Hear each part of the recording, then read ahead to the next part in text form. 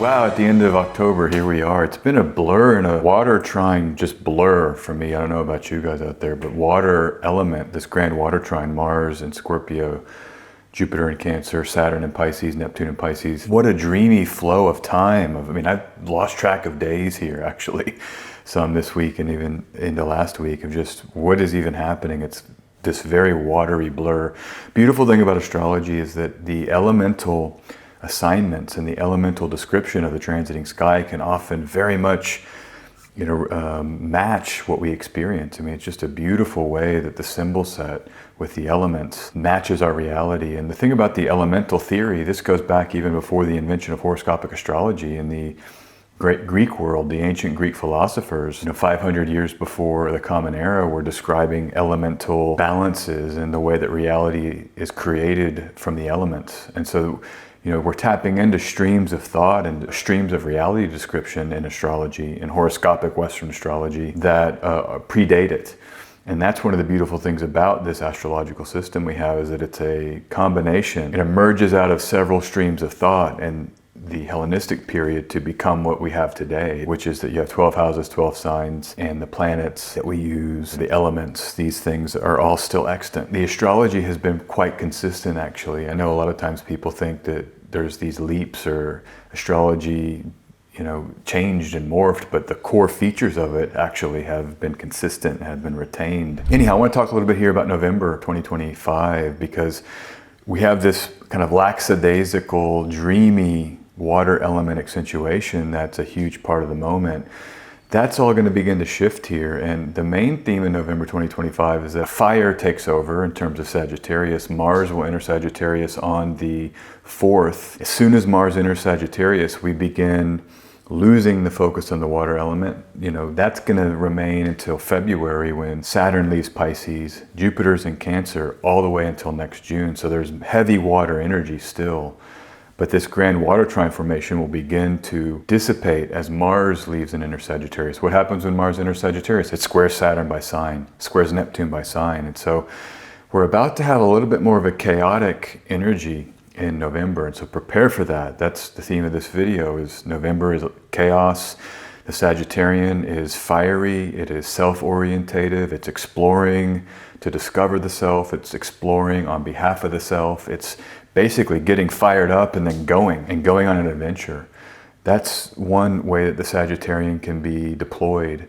And to have Mars there, planet of fire, you see how we have double fire with planet of fire and sign of fire, that brings a little bit of a chaotic energy, let alone the square to Saturn, that we're coming up against the inner dreams and the inner surreality, that the outer and the inner expansion gets a little bit of a posture of competition, potentially. Now, both ruled by Jupiter. Jupiter's so strong in Cancer that I think this idea of homecoming can drive and protect us no matter what kind of chaos we get into here in November. But the thing about November is it's a Mercury retrograde month. And so that's the other way to look at this month, is a kind of a write-off month. Mercury is already in Sagittarius as I record this. Mercury will station retrograde on the 9th of November. It conjoins Mars on the 12th of November. So this Mars-Mercury fiery moment peaks here right at the beginning of the month, and yet it's a block and a delay. Block potentially because of the Saturn square, a delay and block because of the Mercury retrograde. And so my theme for this month for everyone is going to be a false start. It's like you get out there, you get excited, you go rushing out, and then boom, there's blocks and delays. I don't know if you've ever...